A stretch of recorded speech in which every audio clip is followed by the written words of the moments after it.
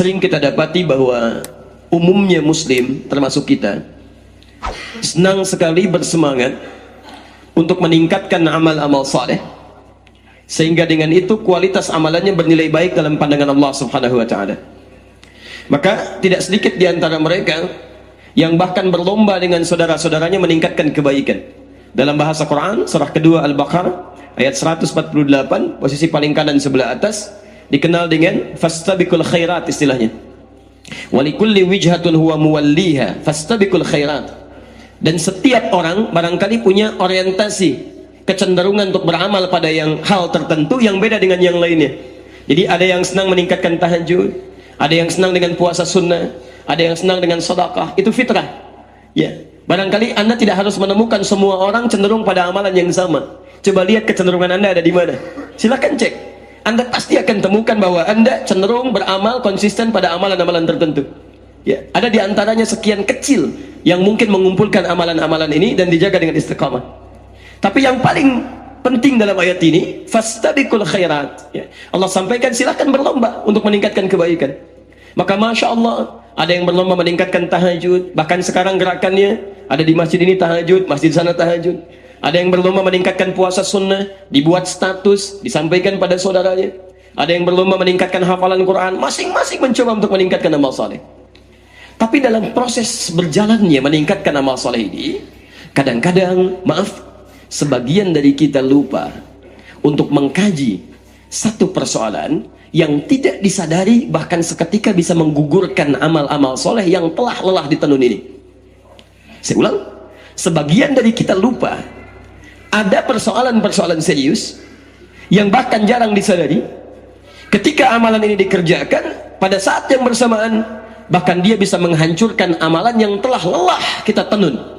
Ada orang tahajud, mulai merencanakan bangun malam, tahajud sekian rakaat, bergelut dengan rasa lelah, tiba-tiba dalam pandangan Allah nggak ada nilainya. Masya Allah. Yang paling fatal, ada orang-orang yang coba meningkatkan amal saleh. Dia puasa, dia kemudian sholat, dia kemudian juga bayar zakat, dia membaca Al-Quran, tapi Masya Allah, dia melakukan perbuatan yang bukan hanya menggugurkan amalannya, bahkan menghadirkan ancaman Allah yang menghadirkan siksa kuburnya, menghabiskan amalannya, plus dijamin masuk neraka tanpa pernah keluar darinya. Nanti kita akan turunkan ya.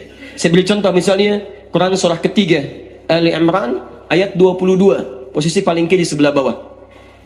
Ulaika alladzina habitat a'malukum ya fid dunya wal akhirah. Ada orang-orang yang hancur, habitat a'maluhum ya.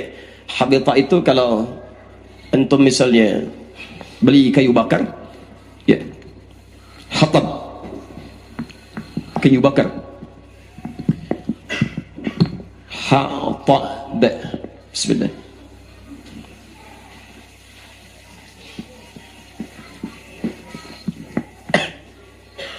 Nah, ini kayu bakar. Maaf, kalau kayu bakar itu mudah tersulut tidak? Mudah, makanya disebut kayu bakar ya. Baik, kalau tidak mudah tersulut mungkin kayu apa gitu kan, istilahnya bukan kayu bakar ya, kayu kuat gitu kan. Baik, kayu bakar mudah tersulut. Tersulut apa? Jelas api, karena dibakar ya. Pakai apa lagi kalau bukan pakai api gitu kan. Baik, mudah tersulut api. Baik, saya mau tanya, makhluk apa yang diciptakan dari api? Tahu dari mana? Kalau belum tahu cukup katakan baik. Makhluk apa yang diciptakan dari api? Tidak ada makhluk, Allah alam ya. Baik. Yang ada hanya pilihan malaikat, apakah jin ataukah manusia. Dalilnya Quran surah ke-15 ayat 27, posisi paling kanan sebelah bawah di mushaf standar. Wal jannu khalaqnahu min qablu min naris samum. Jin kami ciptakan, hati-hati, sebelum manusia diciptakan dari bahan api yang menyambar-nyambar. Baik, bukan cuma api biasa, nyambar-nyambar. Jadi kalau Anda mendekat kepada bagian dari itu, apinya seakan mendekati Anda. Pernah Anda datang kepada satu tempat misalnya untuk satu keadaan yang ada api yang sedang dibakar, apinya kadang nyambar-nyambar begini? Pernah merasakan itu? Tayyib. Jin. Yang jadi persoalan di antara jin yang diciptakan oleh Allah Subhanahu wa taala, ada kemudian yang mulai membangkang, keluar dari ketaatan kepada Allah Subhanahu wa taala. Quran surah ke 18 ayat 50, posisi paling kanan di pertengahan. Wa idh qulna lil malaikati isjudu li adama fasajadu illa iblis. Ketika kami firmankan kepada para malaikat dan jin yang hadir pada saat itu untuk hormat kepada Adam, semuanya sujud hormat kecuali iblis. Baik. Siapa iblis ini? Kana minal jinni fa fasaqa an amri rabbi. Dia termasuk dari kalangan jin. Baik, yang berbuat menyimpang kepada Allah Subhanahu wa taala. Jin yang menyimpang. Ternyata bukan hanya menyimpang. Dia juga meminta kesempatan kepada Allah Subhanahu wa taala agar membuktikan kehebatannya, kesombongannya, ya, untuk menampakkan kepada seluruh anak cucu Adam bahwa dia lebih hebat dibandingkan dengan Adam. Apa yang dia lakukan? Dia memohon kepada Allah Subhanahu wa taala untuk membuktikan kesombongannya dengan cara menggoda anak cucu Adam. Bahkan menggoda Adam terlebih dahulu, ya. Godaannya kepada Adam ada di Quran surah kedua pertama kali ayat 36 sampai turun ke muka bumi, dan permohonannya kepada Allah meminta menggoda anak cucu Adam di antaranya di Quran surah yang ke-4 An-Nisa ayat 119, posisi paling kanan sebelah bawah. Tayyib. Ketika dia mulai menggoda anak cucu Adam, termasuk menggoda Adam, namanya dirubah dari iblis menjadi setan. Quran surah ke-2 Al-Baqarah ayat 36, posisi paling kiri di pertengahan. Fa'azallahuma syaitanu anha fa'akhrajahuma mimma kana fi. Syaitan.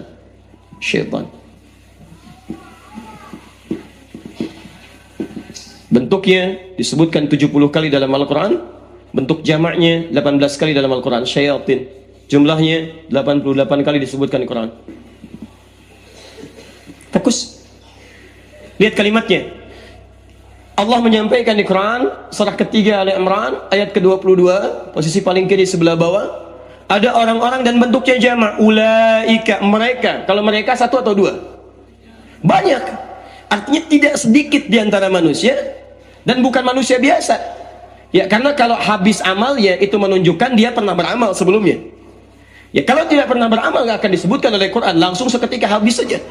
Artinya kalangan yang disebut dengan ulaika ini adalah bukan manusia biasa, tapi orang yang telah menyatakan beriman kepada Allah Subhanahu wa taala. Ada orang-orang yang telah menyatakan dirinya beriman kepada Allah, statusnya muslim, tapi disebut dengan habitat a'maluhum. Habitat Kalau dibalikan kalimatnya dengan akar kata yang sama, Anda akan temukan dengan kalimat yang sama. Setiap kalimat yang dimulai dengan atau ditukar dengan kemudian ba, ini menunjukkan pada sesuatu makna yang sama. Lihat kalimatnya, nanti saya turunkan pelan-pelan, sebentar. Ada orang yang hancur, habis amalannya, habis. Kenapa habisnya menggunakan kata habitat, padahal Allah bisa menggunakan kata yang lain? Bisa menggunakan kata khalasat. Ulaika khalasat, seketika habis, hilang. Ulaika dhahabat, seketika pergi amalannya, meninggalkan dia. Kenapa menggunakan kata habitat? Karena kata dalam bahasa Arab menunjukkan sebuah makna, sesuatu yang hilang pelan-pelan, tidak dirasakan, ujung-ujungnya hilang jadi debu begitu saja. Seperti persis akar katanya dikembalikan ke sini kalau ditukar. Kalau dalam bahasa ilmu sharaf ada namanya qalbul makani, ya, pertukaran tempat. Jadi ba dengan ta-nya dimajukan jadi ba. Setiap kalimat ditukar punya sifat yang sama. Silakan antum lihat. Kalau kayu bakar itu habisnya seketika langsung atau pelan-pelan? Pasti pelan-pelan. Jadi ada amalan-amalan yang kita kerjakan, nggak sadar pelan-pelan amalan itu menggerus amalan-amalan kebaikan kita. Habis sampai tidak terasa, jadilah debu, seperti halnya kayu bakar menjadi debu ketika dibakar. Siapa yang mengarahkan ke sini? Syaitan. Karena cuma setan yang asalnya dari iblis, iblis asalnya dari jin, jin asalnya dari api. Seperti api menghabiskan kayu bakar ini, maka seperti itu pula amalan kita dihabiskan, diajak oleh setan tanpa kita sadari. Karena itulah penting kita belajar dalam saat yang bersamaan kita meningkatkan amal saleh supaya termotivasi amal kita menjadi baik. Tapi saat yang bersamaan Anda mesti belajar amalan-amalan buruk, perbuatan-perbuatan yang tidak baik yang harus kita waspadai karena bisa menggugurkan amalan-amalan kebaikan yang telah lelah kita kenal. Jelas di sini? Bahkan maaf, bukan cuma habis, dijamin masuk neraka dan tidak ditolong sampai ujungnya. Wa ma lahum min nasirin. Silahkan cek ayatnya. Wa ma lahum min nasirin. Dan gak akan pernah ditolong sampai dengan hari kiamat kalau dia tidak bertobat kepada Allah Subhanahu wa taala. Bahkan tahukah Anda kawan-kawan? Maaf, di antara mereka bahkan ada yang dimasukkan ke dalam neraka Jahannam lebih duluan dibandingkan orang kafir. Masya Allah. Lebih duluan dibanding orang kafir. Ya, dan namanya pun khusus oleh Allah. Ya, diberikan nama bahkan sebelum dia meninggal kalau dia tidak mau bertobat. Ya, disebut dengan kalimat munafik. Munafik. Tayyib. Jamaknya munafikun atau munafikin. Quran surah keempat An-Nisa ayat 140. Posisi paling kiri sebelah bawah. Wa qad nazzala 'alaikum fil kitabi. Telah tetap ketentuan di dalam Al-Qur'an. An idza sami'tum ayatillahi yukfaru biha. Kalau Anda mendengar ada orang bicara tentang ayat-ayat Allah tapi mengingkarinya, wa yustahza'u biha, atau minimal mengolok-olok. Ya, sudah ada firman Allah jelas, sudah ada kalimat-kalimat Rasul jelas, tiba-tiba ada yang mengingkari, ada yang mengolok-olok, ada yang mencela, Masya Allah, ada yang menganggap itu hal yang biasa, ada yang macam-macam luar biasa. Apa yang terjadi? Kata Quran, selama dia masih punya peluang, fala taq'udu ma'hum, sadarkan dia dengan cara isolasi dia. Ya, jangan respon dia, jangan baca bukunya, jangan lihat tayangannya, tinggalkan oleh orang-orang beriman supaya dia sadar bahwa dengan itu perbuatan dia keliru. Hatta yakhudhu fi haditsin ghairi, sampai dia sadar kembali kepada ketentuan yang benar. Ini Masya Allah, saking sayangnya Allah kepada golongan orang-orang ini. Dan kita pun dilarang untuk mencela dulu. Dilarang, ajak dia kepada kebaikan, tunjukkan. Caranya apa? Karena ada golongan-golongan yang sudah nggak bisa dinasihati, Pak. Susah.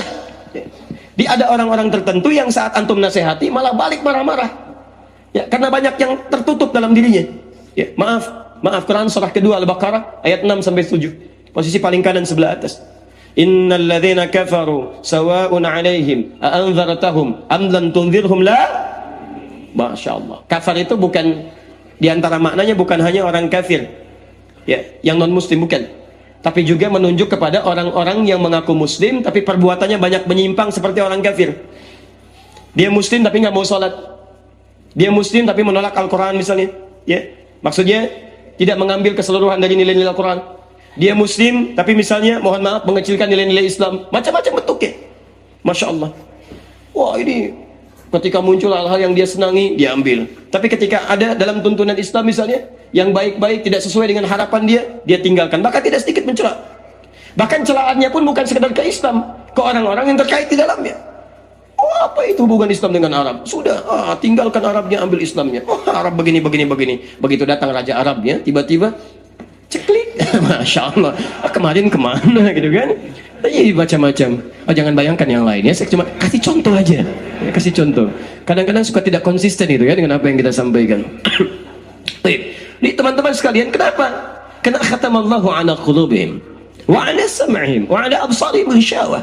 Jadi ada orang yang telinganya karena kebanyakan berbuat yang salah, sering dengar yang keliru, jadi mendengar yang baik sudah nggak peka lagi. Ya, Quran surah ke-6 ayat 25, wa fi adhanihim waqra, di telinganya ada sumbatan. Jadi kalau telinga antum sering dipakai mendengar yang tidak baik, nanti kepada yang baik gak bisa dengar lagi, susah. Ya. Sama. Hati-hati.